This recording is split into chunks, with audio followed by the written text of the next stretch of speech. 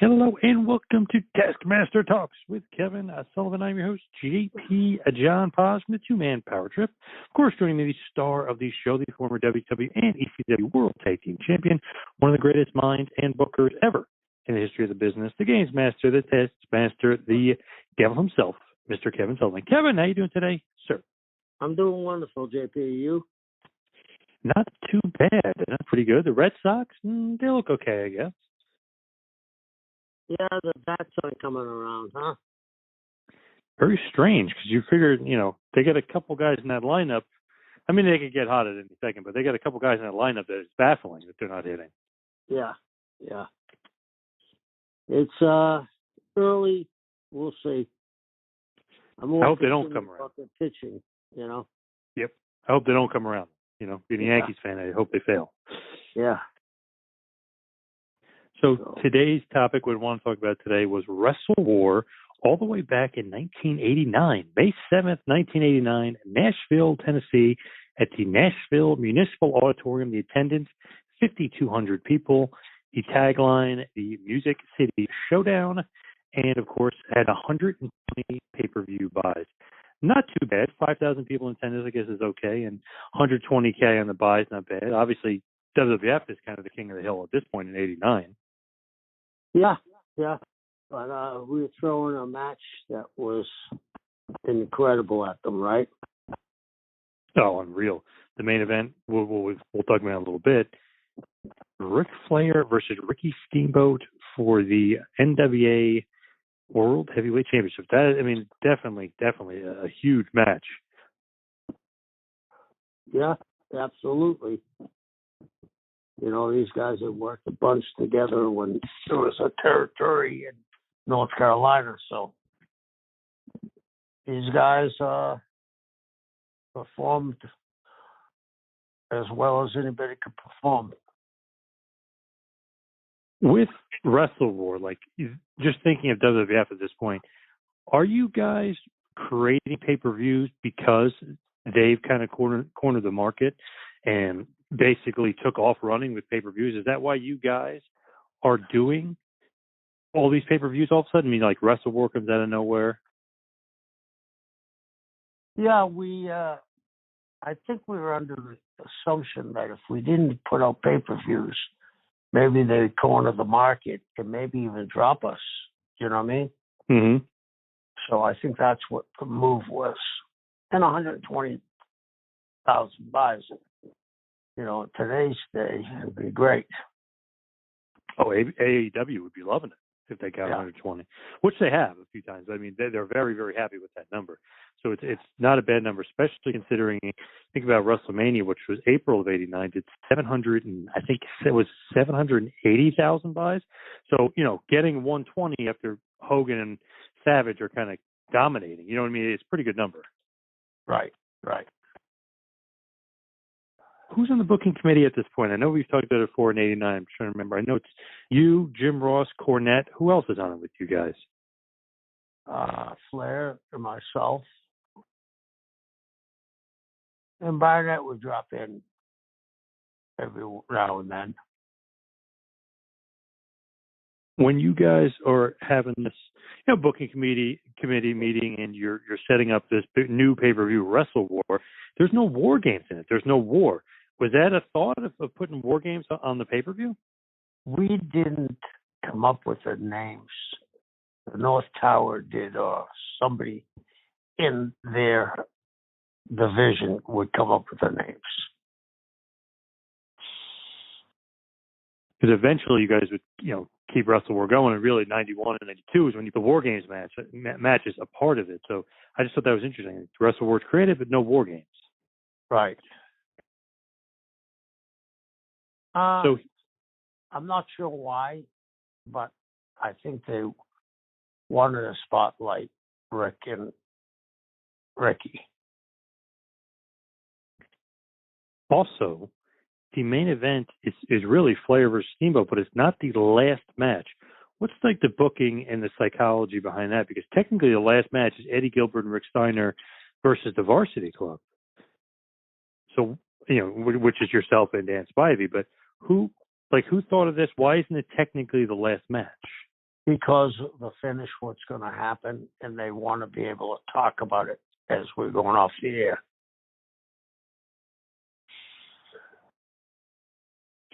Were you also teasing that the match was going to be longer? Like, it goes 35, 40 minutes, but were you guys almost teasing that it was going to go the full hour and have to go to the judges too?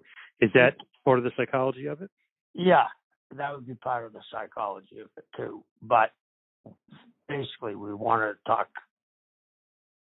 sell more tickets for Ricky going to towns. Do you know what I mean? Yep. So I think that was the overlying factor for that. Funny, a lot of teases of the 1 hour draw. I mean, you guys did it when we talked about Raging Cajun, when they had their match there, and it's 2 out of 3. I mean, we were kind of always teasing that because that's out there. I mean, they had the legendary match in Maryland that went an hour that was on house show footage, on the fan cam, if you will. But that's like a big tease, right? NWA title, 1 hour draw? Yeah, and that's, people are used to seeing that, the history of the NWA. I mean, I can't tell you how many times I watched the Briscoe Funk, Dory Funk against Briscoe go an hour, 90 minutes. Think about that. 90 minutes. Could they sit and watch a 90-minute match? Yeah, I wonder, right? Probably not. Yeah, because I see it on myself today. You probably do it too. If I'm watching a YouTube clip, 8 out of 10 times I don't watch the finish. You know what I mean? Attention spans have shrunk. Yep. And they've done it in movies, John. An average movie used to be, I believe, 2 hours and 22 minutes. Now it's like an hour 56. So they dropped, 26 minutes off of movies because of attention span.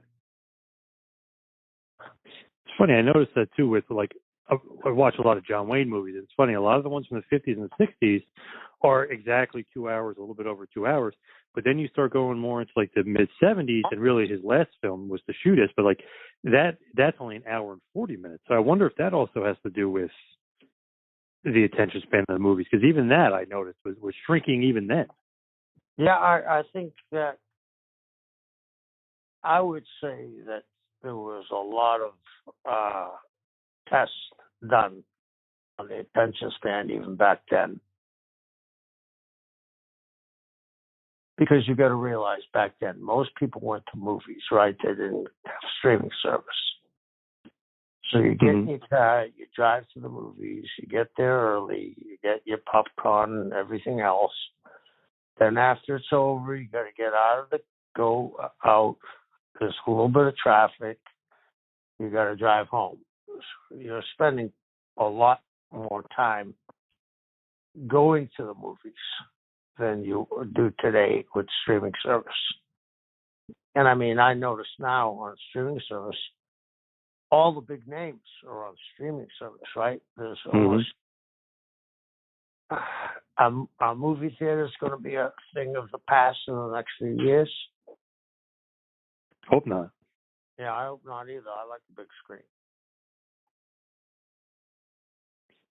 So as far as Flair and Steamboat, the primary storyline is like they're continuing the feud. There's always a little bit of controversy, like Chi-Town Rumble. The second referee came down. He counted the fall for the match. Steamboat won. Then the next time out, they had the rematch at Clash of the Champions. Steamboat wins the match, but Flair's foot's technically under the rope, but Steamboat gives them the rematch for WrestleWar. So is that just a part of the booking? Like, all right, we got to keep Flair strong. We don't want to, you know what I mean, to continue on the storyline? Yeah, you want to, with these guys, you want to get a series of matches. And that was, strong too. I mean, let's face it, he was the figurehead of the company.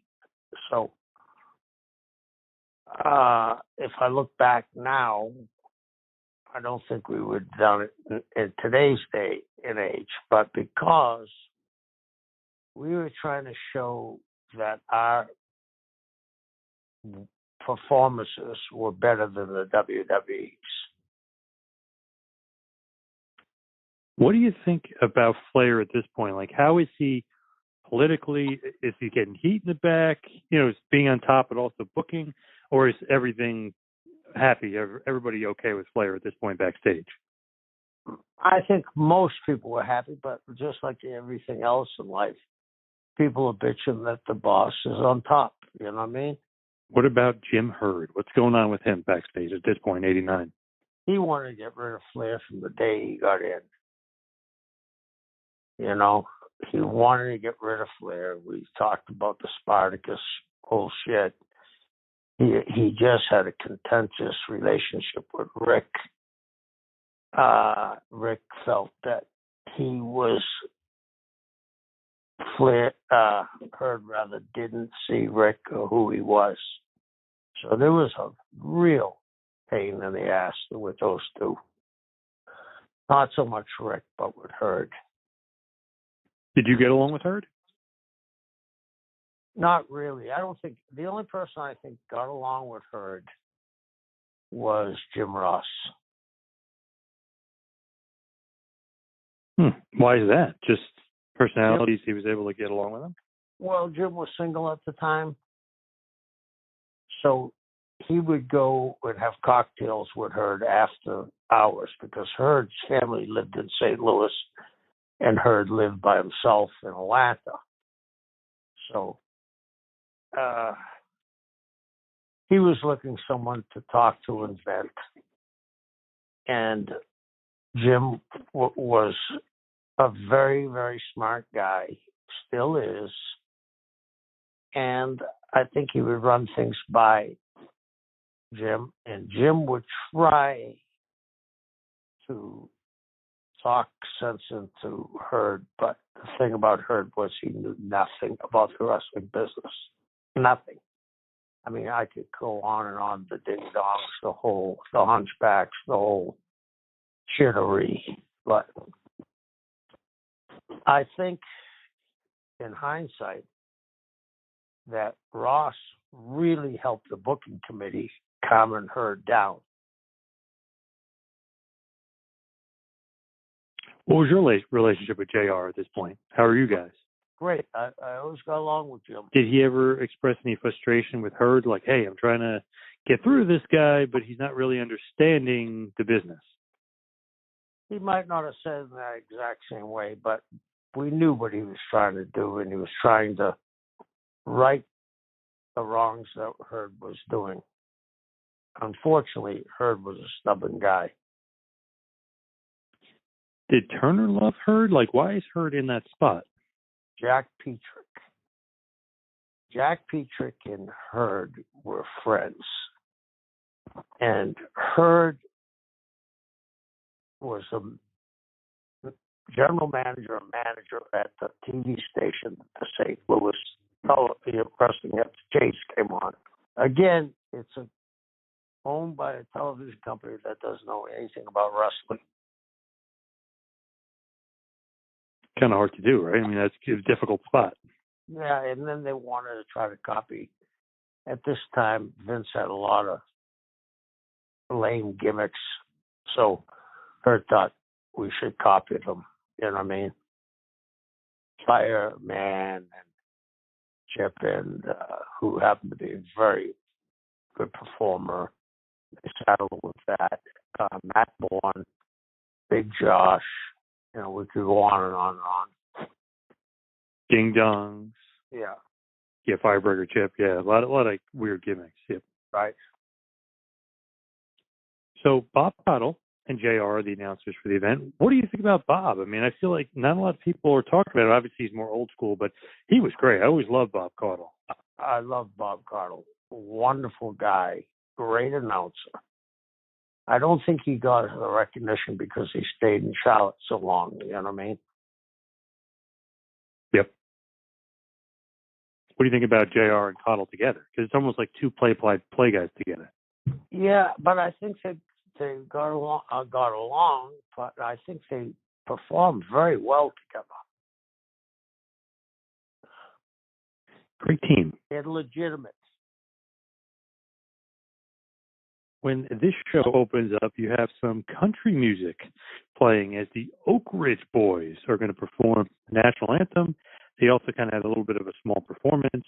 The second version of the performance was cut from the network and the Peacock and everything else, so it's not on there. But what do you think about the Oak Ridge Boys? I thought, they're in the Country and Western Hall of Fame, and rightfully so. I think at that time it was a good call. That's before country sort of went into country rock. So we're in the home of the Grand Ole Opry, and they were huge stars at the opera. The Oak Ridge Boys are there. Do you know, are they expensive? Are they coming, do you know, that side of things? I don't know that side of things, but I know they weren't cheap. Because they were very hot at that time. So I know they weren't doing it out of the goodness of their hearts.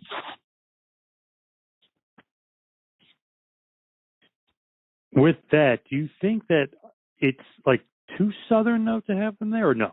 Yes. That doesn't apply. To me, yes. Yes.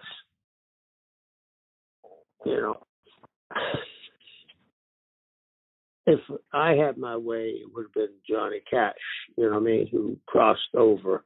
Mm-hmm. Yep. He was rockabilly with Elvis when they first started, then country, but then he had his own show, and he'd have Chris Christopherson, he'd have crossover guys on the show. So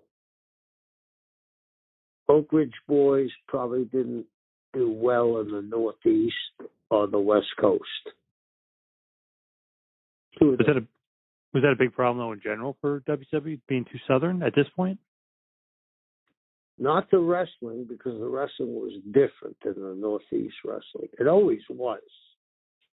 You know what I mean? I remember when I went to New York and I saw the work, and I thought, wow, if they had brought the Southern wrestling up there, they would have done a lot better. What do you think, you could do to I know you said maybe Johnny Cash, but could you do anything else as far as bringing guys in to make it less Southern? Would you maybe do a rock act or something, or maybe not even do anything at all as far as an opening act? Maybe not do anything at all, because I don't think the rock would have gotten over in Nashville. I mean, that's the home of country and western, Mm-hmm. You know what I mean? For sure. With WCW at this point, I know obviously WWF's killing it, and you were kind of complaining a little bit about Jim Herd. Are you guys kind of comfortable where you are? And obviously easily number 2, but are you guys comfortable, or is there some sort of push from Turner hey, guys, we got to do more, we got to do better? No, there was no push that I recall, but we knew our talent was as good, if not better. We just needed to get the eyeballs on it. And maybe that's one of the reasons why they also did the pay-per-views. You got to remember, even though we were in local markets, we weren't in all local markets, and TBS didn't cover the whole country at that time. And you got to remember, there was no delay.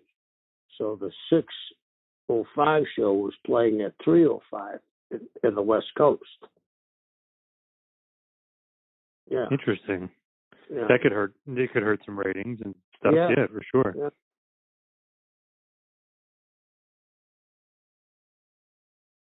So Bob Caudle kind of says, not really a spoiler or anything, but he says championships could and will change hands tonight.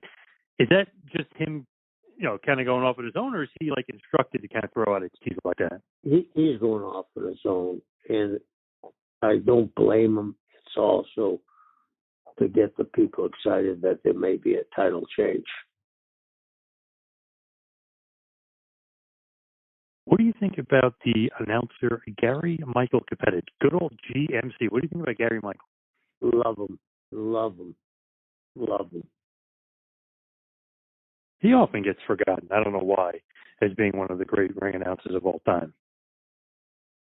I think because wasn't there a period where he stopped announcing for us?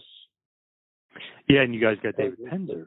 Yeah, and then Penzer took over, but Gary Penzer did a hell of a job too. But Gary, he was the original guy, and he does get forgotten about, and he did a great job.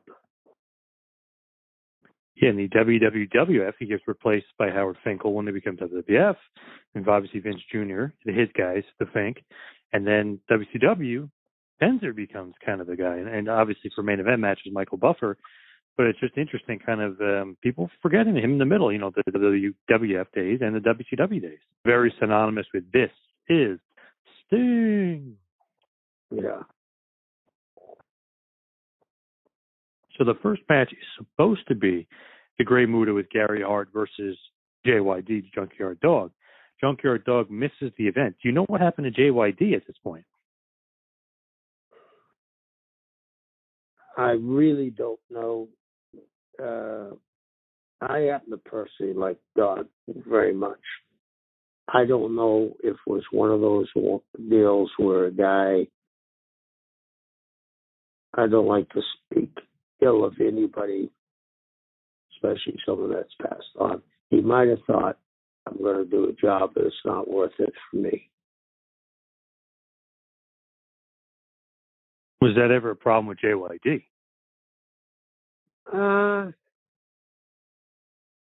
Sometimes no showing was a problem, but not about doing a job. But, this was a guy that had worked on top everywhere. Now he's going to raise the curtain, and he's going to have to do a job.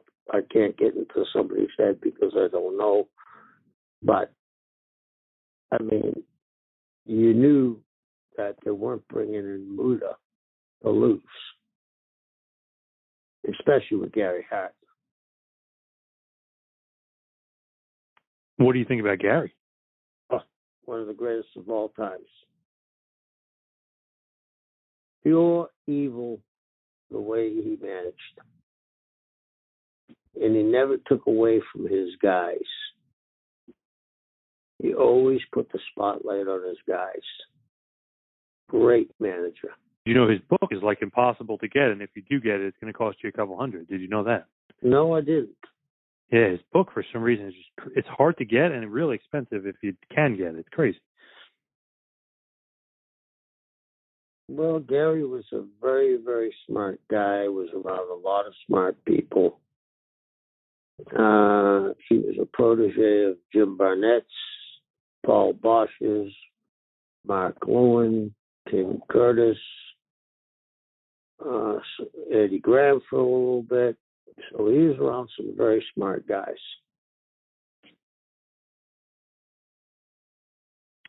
Who wanted to put Gary Hart and Muta together? Gary's idea, because of the kabuki thing. And if you remember correctly, if I remember correctly, didn't they at one time used to say that he was his uncle? Very funny you mentioned that. I was going to ask you about that. It's very funny because at one point they say it's his son, and then Right. they changed it and said it was his nephew. So yeah, very strange that they would do that. Obviously he's not, but they did say that they're related. Right. Because they were similar in character. And Kabuki threw the greatest punch of anybody I ever worked with. Oh, even over Lawler and Bob Cook, huh? Way over Lawler. Wow. And that's saying something. What about Bob Cook? Well, Bob threw a good punch, but Kabuki was by far. He threw a hook, and it was brilliant. I worked with him when he was Takashio in Japan quite a bit. Had a little program with him there. That is good, though, because in world class, obviously, Gary Hart had Kabuki, and then you guys have him with Muta. It does make sense. I mean, if people are paying attention, like, that's actually really good kind of synergy, especially if you're pretending they're related. Yeah, and Gary always had foreigners. But it was Checkmate. He had Kendo Nagasaki as a guy that walked, which, do you remember that? Mm-hmm. Yep. So we always had foreigners, and Gary would talk about Asia. Like most of the guys that had gone to Japan, they had fallen in love with Asia. When this pay-per-view is initially going on, so we're supposed to have JYD, but you replace him with Doug Gilbert. Is that just a last second? Obviously, he'll be coming out with Eddie Gilbert. Eddie Gilbert, somewhat a part of the committee, and he's a big part of the roster. But is that just Doug's filling in, and Eddie basically puts him in that spot? Yeah. To give him a payday. Yeah. Was he the only thought to kind of fill in, if you can remember? I mean, obviously, way back then, was there somebody else in mind, or was it like I think Doug Gilbert? Eddie brought him up early, and we said sure, because he was very good worker. So, and there'd be no problem with finish. So the Great Muta defeats Doug Gilbert in 3 minutes. And it's a pretty good match, but it's basically a squash. I mean, it's basically a showcase for Muta, right? What would you say? It's just basically let's have Muta look strong in 3 minutes and just get him over. Exactly. Because, we had big plans for Muta. So Jim Ross informs everybody that the hair versus hair stipulation for the U.S. tag title match has been dropped, which that match is, of course, the match I mentioned before, Eddie Gilbert and Rick Steiner with Missy Hyatt versus you and Dan Spivey. You and Eddie Gilbert kind of have a little mini feud here, and that's the hair versus hair stipulation. NWA officials told yourself and Eddie Gilbert to settle that on your own time.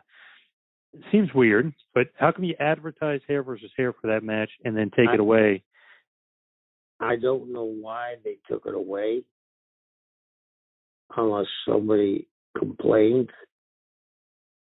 And I really don't have an answer for that.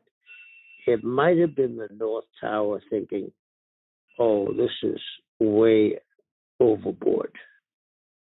That's the only thing I can think of. Did yourself or Eddie Gilbert not want to shave your heads? No, I didn't care. But you get more heat with the babyface getting his head shaved than you do the heel. And then eventually the babyface gets his way with all. So I don't know what happened. I think it was that the North Tower stepped in. Because I don't think we would have advertised that if we didn't plan to do it.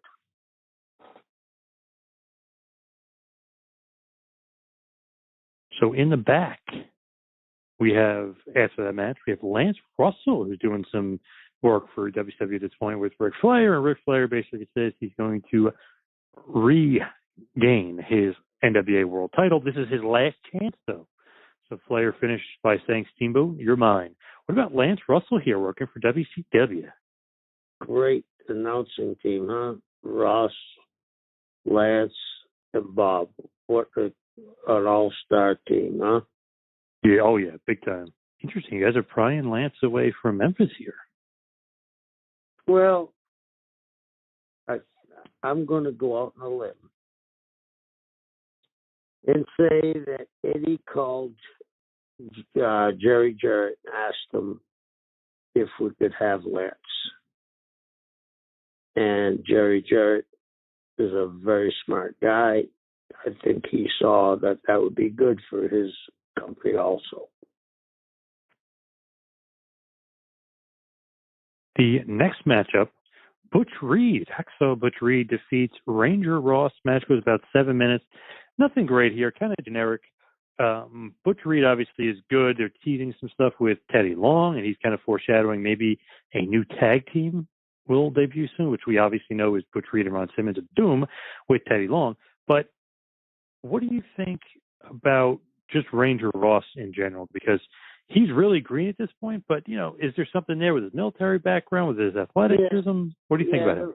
There was something there with his military background, but I may be completely wrong here. They should have had him at the training camp for another 6 months before he would debut against Butch. Butch is one of those guys that never got his due. Great guy. I can't say enough good things about him as a human being. We were good friends, easy to do business with, fellas. And he was a real cowboy. You know, he was a rodeo rider.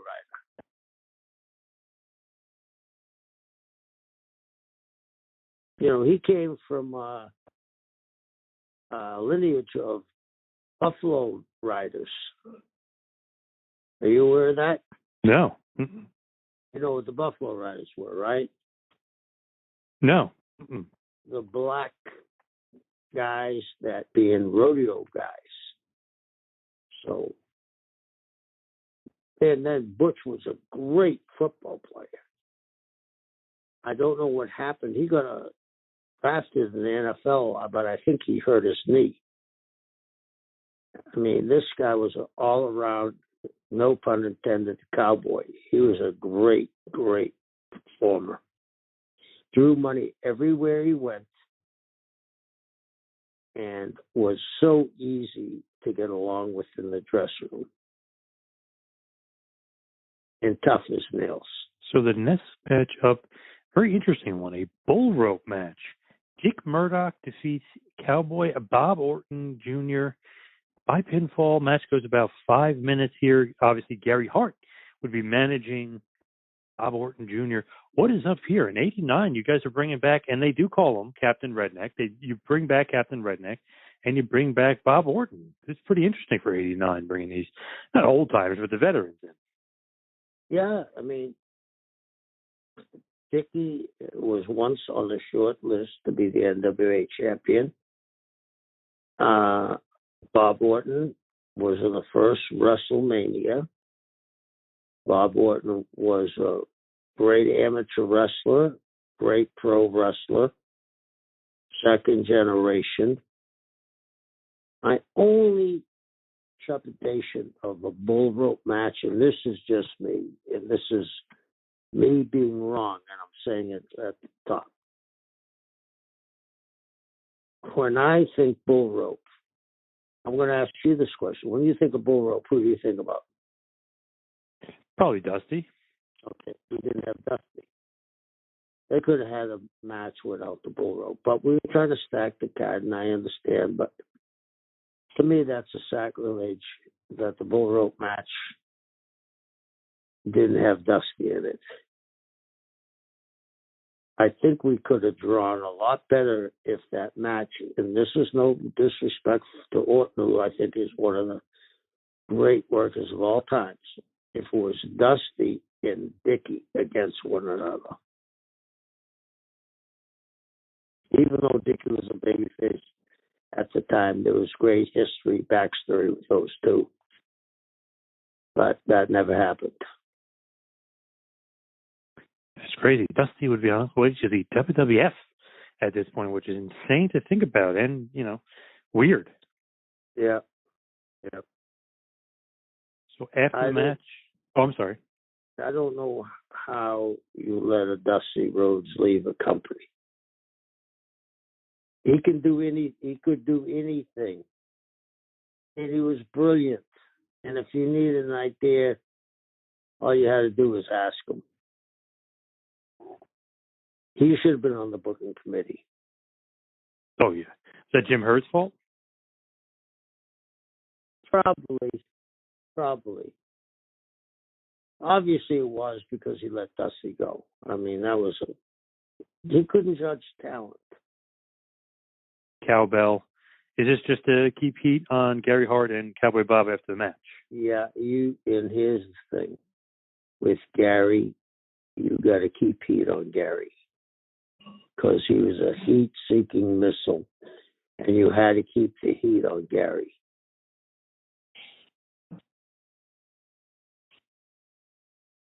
With the next matchup, the Dynamic Dudes versus the Samoan SWAT team with Paul E. Dangerously, Samu, and Fatu. The Dynamic Dudes of Ace and Douglas defeat Samu and Fatu in about 11 minutes. Interesting that Paul Heyman loses his last tag team, which was the original Midnight Express, Condrey and Rose. Now he's with the Samoan SWAT team. What do you think about, first of all, what do you think about the dynamic dudes of Ace and Douglas? They were saddled with a horrible gimmick. That was a Jim Herd gimmick. I remember when they went to Philadelphia and they got booed out of the building. Two great young guys. They should have given them a different, you could call them dynamic dudes, but don't have them have skateboards and those flashy jackets. It just didn't work. And to saddle those two talented guys was not the right thing to do. And Shane always likes to say that Herd told them the two most popular words in '89 were dynamic and dudes. So that's why he put it together as a dynamic dude. It's just really weird thought process. You could tell it's like a marketing guy or a guy that thinks a certain way that knows nothing about wrestling. Yeah. Again, I know I'm being redundant, but they were saddled with one of the worst gimmicks I ever saw. You go to the Northeast, which is, I don't have to tell you, John, you're from there. Mm-hmm. Yep. I mean, the guys must have roared at the bars when those guys came out to work. They saddled these kids with, the two most popular words are dynamic dudes. It's a good thing it wasn't shit and lollipops, right? Yep. Yeah. Pretty bad. Imagine that. Shane Douglas, Johnny Ace, these shitty lollipops. Yeah. Heyman, interesting. He's got a long story history with Samoans. He's with the Usos and Reigns today. And interesting, on this pay-per-view in '89, he's got his own Samoan, Samu and Fatu. So the legacy continues for Paulie Dangerously, a.k.a. Paul Heyman. Right. He loves those Samoans. Yeah. Who doesn't? In the back. Oh, they're all great. And in the back, Lance Russell is with the three judges, the legendary Pat O'Connor, Lou Thesz, and Terry Funk. Very, very interesting kind of to think about that. Okay, you got three legends, three former champions. They're going to be calling it in case it goes to a time limit draw, but kind of teasing a little bit with Funk there. He looks, he's looking great. I know he's got a suit on and everything, but he looks a little spry. Maybe teasing something for later on in the evening, no? Yeah, and I don't think many people picked up on that either, because we had the three NWA champions there. But Terry is going to make his presence known, as you know. Yep. So the next matchup, Michael Hayes with Hiro Matsuda, oddly enough. Seemed like a weird pairing there, and even looking back at it now, very weird pairing. Those two don't go together at all. But Michael Hayes defeats Lex Luger by pinfall to win the United States Championship. Match goes 16 minutes, was actually pretty good. Terry Gordy does a run-in and helps Michael Hayes defeat Luger here. What do you think of Michael Hayes, U.S. champ? Michael's a brilliant guy. He put together the Freebirds. It was the right thing to do. Pretty good match, too. Yeah. Michael doesn't get the credit he deserves as a worker. Us and I worked a long program with Freebirds. I enjoyed working with them. And Matsuda with them, I mean, that doesn't go at all. Very weird. That is very weird, like you said. That's like trying to put a round peg in a square hole, right? Yep. Just doesn't work. And I really liked Hero. So the sixth matchup, Sting defends his World Television Championship, and he defeats the Iron Sheik with Rip Morgan by a submission. The match only goes 2 minutes, so basically a nice little squash match for the Stinger as obviously big things are starting to come. At this point, is this just a big push? He beats the former WWF champion in 2 minutes. Exactly. And at this time, the Sheik's ankles were horrible. You know about his ankles, right? No, he was in bad shape with his feet, his ankle. Oh, his ankles were broken. They were swollen. It was hard for him to work.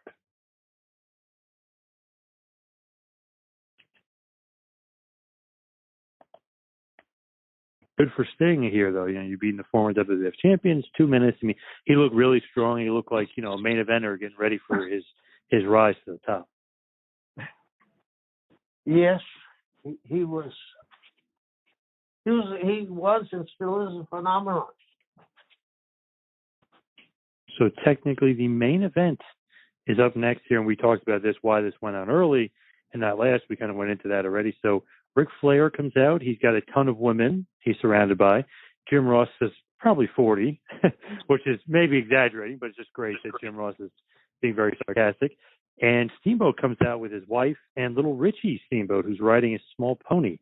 What do you think here, though? Like, the babyface heel dynamic, it's almost like, okay, Steamboat's coming out with his family, super babyface stuff, but Flair comes out with all these women.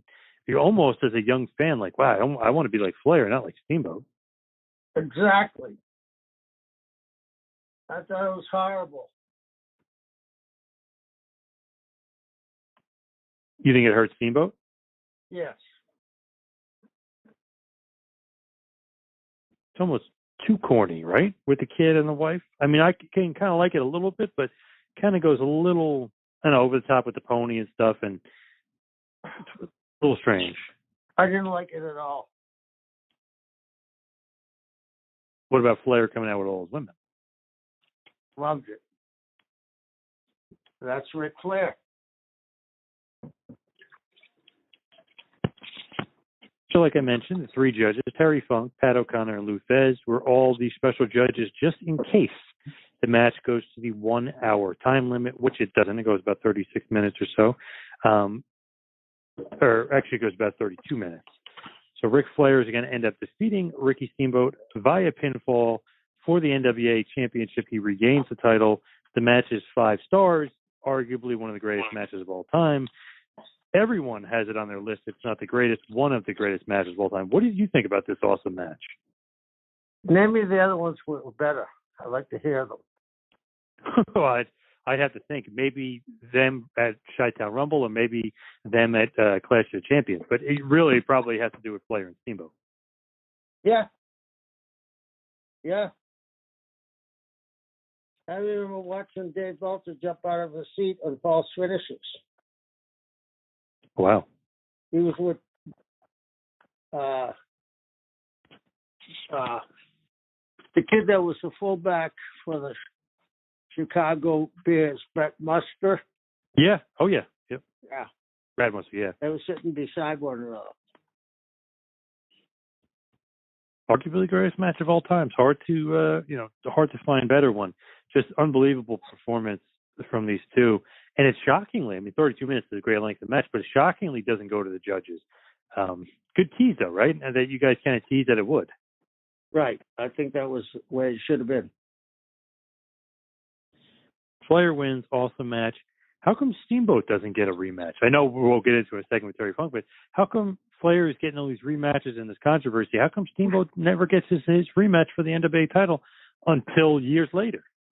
He got rematches in the house shows.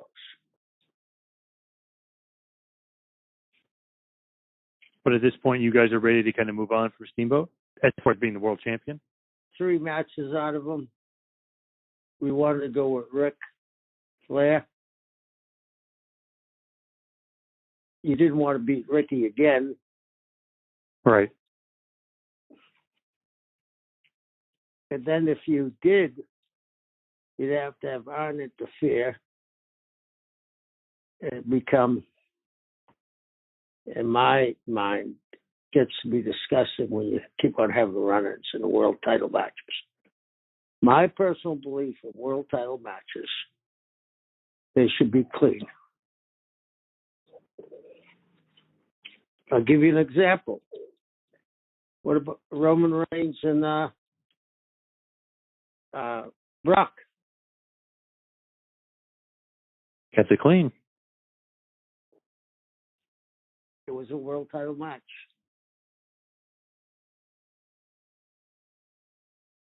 And on too at this point is in WWF, so he's not coming to his aid either. But yeah, obviously with those two, Flair and Steamboat, I love keeping it with minimal distractions, straight up match because they tore the house down.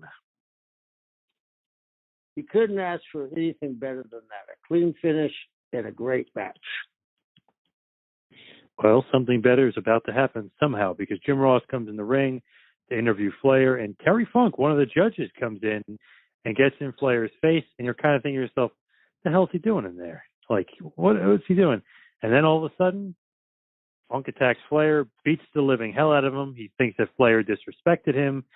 And then all of a sudden, he, a pile driver through the table. The table doesn't necessarily break, but it breaks and falls over. And Funk and Flair are kind of off to the races. What's the thought process here as you're kind of transitioning, literally in the same show, right after one of the greatest matches of all time, transitioning into another feud that somehow is just equally or maybe even better than Flair Steamboat because there's so much heat there between them as Flair is about to go babyface and Funk is going to be the big heel? Think of what just happened. You turned a heel babyface with a bigger heel in 2 minutes. Pretty amazing. And really, Flair, the first time he's going to turn babyface for like several years that he had been babyface. So it was a big time turn. Huge turn. But I don't think it would have worked if it wasn't Terry Funk. No, I can't even think of like who else would be in that spot where you can literally turn Flair from this hated villain who just beat Steamboat, albeit straight up. He just beat him. He's the new champ, and then immediately turns him babyface. Yeah. Terry Funk. Amazing. And then Flair and Funk would go on to have amazing matches throughout almost to the end of 89, which is insane. In some respects, they were as good as the Steamboat matches. Yes. Yep. Pretty crazy the year of 1989, even though Flair every year you could say is the best, but arguably 89 might be his best year, which is nuts. Yeah, it sure is. And Herb wanted to get rid of him. Insane. Insanity. Funk also did call Flair a horse-toothed, banana-nosed jerk. So, very funny stuff. Joe Pedicino is in the back with Nikita Koloff, who is the special guest referee for the Road Warriors Hawk and Animal with Paul Ellering versus the Varsity Club, Mike Rotunda and Steve Williams. And it's going to be for the NWA World Tag Team Championships. The Road Warriors get the win over the Varsity Club, but it is by DQ. The match is actually pretty good. It goes about 6 minutes, but Steve Williams and Mike Rotunda retain. It's one of those things where you keep wanting the fans to want LOD, the Road Warriors, to win those tag titles, but aren't quite getting there. Right. And it was, a build-up for the Road Warriors without beating Mike or Steve.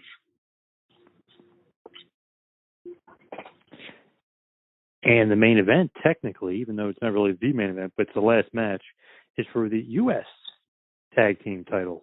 So the Varsity Club owns all the tag titles at this point. Quite a strong unit, as Eddie Gilbert and Rick Steiner, are going for all the tag titles at this point. So Eddie Gilbert and Rick Steiner retain their tag team championships over Yourself and Dan Spivey. Match goes about 7 minutes. Decent match. But what do you think here, though, of Eddie and Rick Steiner going over to end the pay-per-view, but not necessarily being the real true main event? Well, we want to get the thing in with Terry, and we wanted to end it on a happy note. So we got the announcers to talk about Terry and Rick during the last 2 matches. That's what it was designed for. Varsity Club immediately attacks after the bell. They threaten Missy Hyatt. Eddie Gilbert grabs a chair and chases the Varsity Club away. Jim Ross then recaps the show. All the officials are checking on Rick Steiner, making sure he's okay. And Jim Ross tells everybody he has been informed that Mike Rotunda and Steve Williams have been stripped of the tag team titles for their actions. He also talks about the situation between Flair and Funk and really puts that over. But he says he doesn't have any update on Ric Flair's condition as of yet. They show a replay of Funk hitting the pile driver on the table on Flair. And Jim Ross talks about how crazy Funk is. He thanks everybody for coming, wishes everybody good night. And the show ends with a still of photos, and really the last one being Flair and Funk. So interesting kind of way to end it, but you're right. They did recap the show, and they made sure to kind of mention going off air that Flair may be injured from the Funkster.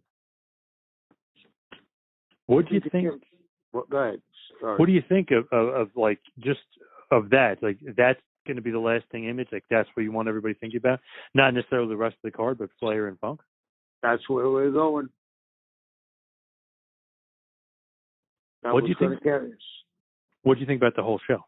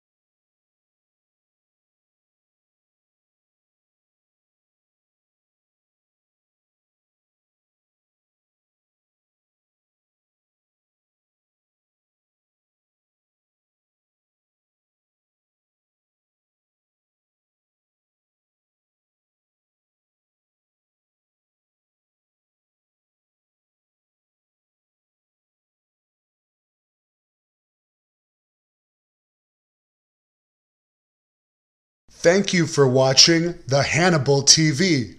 Please help me out and like this video, then click the subscribe and get notifications buttons so you don't miss any of my latest shoot interviews, match videos, or news updates. Follow us on Facebook at the Hannibal TV for more live streams and videos. And while you're at it, follow us on Instagram and Twitter at the Hannibal TV.